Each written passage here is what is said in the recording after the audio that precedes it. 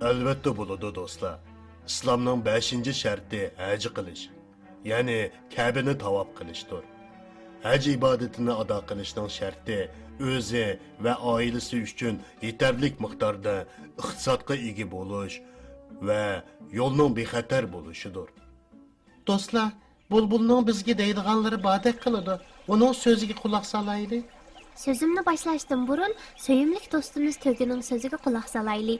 Çünkü onun eytidiganları mən etməkçi bolğan vəqəlik bilən ziş münasibətlik. Hazır mən onu huzurunlarga çağırman. Qini mərhəmət dostum? Yaxşımısılar do'stlar? Men cho'lda yashaydigan bir hayvon. Cho'lda yashashning qanchalik mushkul va xatarlik ekanligini obdan bilaman. Agar bir tishlam non, bir yutum suv bo'lmasa, muqarrarki bu cho'lda hayotda qilish mumkin emas. Mana mushundaq ahvolda qolgan Hajar onamiz bilan 2 yoshli o'g'li Ismoil bu bepoyon cho'lda och va ussiz qolganda Allah'ın qudrati bilan Zamzam suyu itilib chiqqanligi haqidagi vaqalikni Bulbuljon bizga so'zlab berdi. Dostlar, dostumuz Tögə çöldə yaşashning qanchalik jafo mushaqqatlik va xiym xatarlik ekanligini so'zlab berdi. Men uningga minnatdorligimni bildiraman. Bulbuljon, shuni qo'shib qo'yishni to'g'ri topdim. Biz yashayotgan bu cheksiz koinotning yagona egisi bo'lgan Alloh taolo har narsani ma'lum bir qonuniyat bilan yaratgan va har jonliqqa o'ziga xos aloyidlik bergan. Biz cheklik aqlimiz bilan Alloh taolaning cheksiz kuch qudratini to'liq bilamaymiz. Unutmaylikki, koinotda Alloh taolaning cheksiz kuch qudratini ko'rsatadigan dalillar bor. Sevimli dostlar, shubhisizki, olamlarning yagona egisi va Rabbi Alloh taoladir. U har bir jonliqni o'zi yashaydigan muhitga moslashtirib yaratgan. Masalan, Tögilarni cho'lda yashashga mos yaratgan. Endi men sizlarga cho'lda bo'lib o'tgan bir vaqalikni so'zlab beray. İbrahim alayhissalom ayoli Hajar onamiz bilan 2 yoshli o'g'li Ismoilni Alloh taolaning buyrug'i bilan Makkaga elib berib, bugungi Ka'baning o'rniga qo'yib ketdi. O chaqda Ismoil 2 yoshda edi. İbrahim alayhissalom ularning yeniga bir qacha xorma bilan bir evriq suv qo'yib ketdi. Makka o chaqda odamzod yashamaydigan bepoyon cho'l jazira edi. Hajar onamiz Alloh taolaning buyrug'iga hurmat bilan bo'yin egdi va Rabbiga tavakkul qilib, u bizni qo'g'daydi dedi.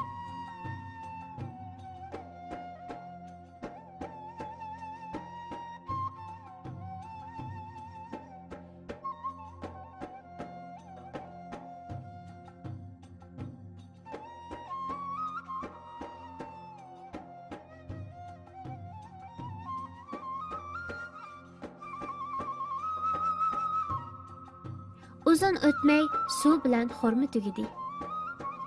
Kichik Ismoil ochliq bilan ussizlikning dardini tortib o'tadi. Bolasidan bekrak azoblanayotgan Hajar onamiz suv va yemaklik tepish yoki biror insonga yo'liqish umidi bilan Safa do'nligiga chiqdi. U yerdan Marva do'nligiga yugardi.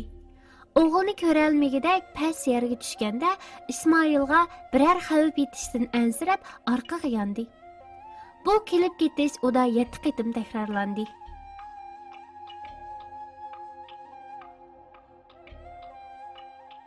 Marva do'nligiga oxirgi qitim borganida qulqiga orqa-orqadan bir sado keldi. Hajar onamiz, "Ey nido qilgan kishi, bizga ovozingni yetkizding. Agar qo'lingdan kelsa, bizga yordam qilgin" deb o'tindi. Ondan o'g'li Ismoilning yanida, ya'ni hozirgi Zamzam bulqining o'rnida Jibril alayhissalom ko'rindi. U qanoti bilan yerni qo'llayotdi. Oxirida Zamzam bulqi etilib chiqdi.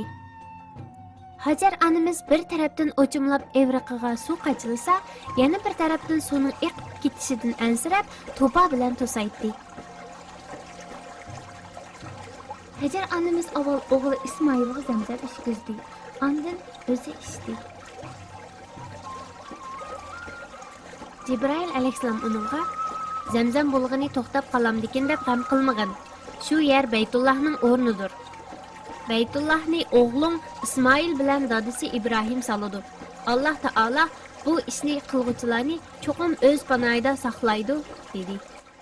Hajar o'g'li İsmail bilan Zamzam bulg'ining yonida yashayotganda Jurhum qabilasidan bir turkum Yamanlik Makkaning tuvan tarafiga kelgan edi.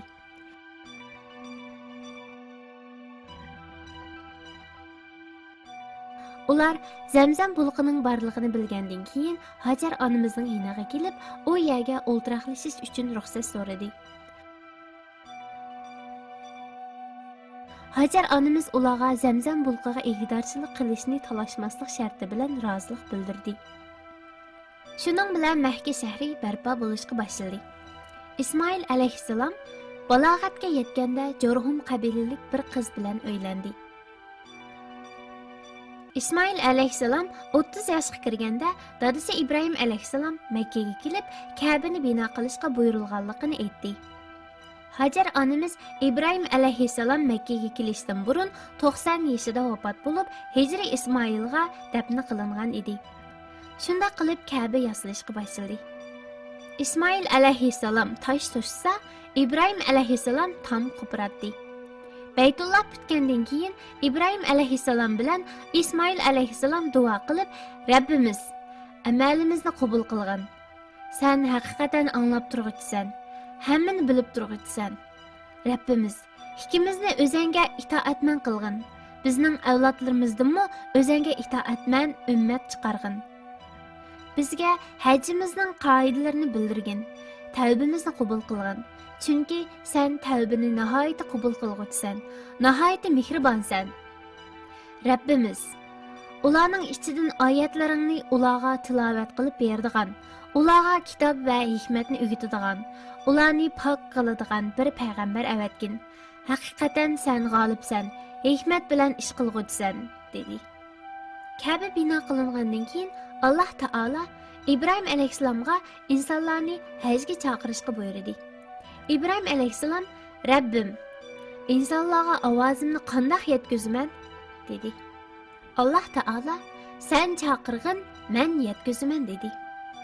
Shuning bilan İbrahim alayhissalom Abu Qubays tog'ining cho'qqisiga chiqib, ishorat barmoqlari bilan quloqlarini etib, g'arb, sharq, shimol va janub yo'nalishiga qarab, har tarafga ayrim-ayrim holda munda xitob qildi. Ey insonlar, Rabbinglar Beytullahni ziyorat va tavob qilishni sizlarga farz qildi. Rabbinglarning da'vatiga ijobat qilinglar. Haj islomning 5 shartidan biri. Haj mezgilida Arafat tog'i va Muzdalifada turish va Ka'bani tavob qilish islomning muhim shartlaridir. Alloh taolo mundaq degan: insonlarning ibodat qilishi uchun tunji silingan uy haqiqatan Makkadagi Ka'badir. U muborakdir va jahon ahliga hidoyatdir. Uningda uchuq alomatlar bor. Maqomi İbrahim shularning biri. Beytullahga kirgan odam xotirjamlikka erishidi. Qodir bo'lgan kishilarning Ka'bani ziyorat qilishi Allohning insonlar ustidagi haqqidir. Moddiy va ma'naviy imkoni bor kishilarning umrida bir qitim haj qilishi farzdir. Hajning farz bo'lishining bir necha sharti bor. Ana, u shartlar qaysilar?